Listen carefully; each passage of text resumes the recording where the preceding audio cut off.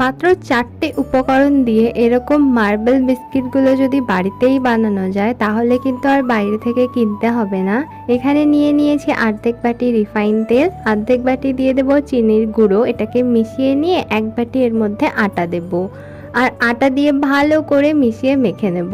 এখানে আমরা কোনো রকম ময়দা ইউজ করছি না, তাহলে একটা আটার বিস্কুট হেলদি হবে।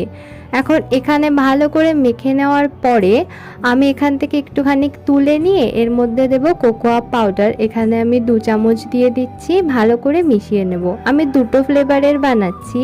এখানে গোল গোল বল বানিয়ে নিয়ে এরকম হাতের সাহায্যে এরকম শেপ দিয়ে দেব। আমি একটা কুকি কাটার ইউজ করেছি, আপনারা আপনাদের অ্যাকর্ডিং নিতে পারেন।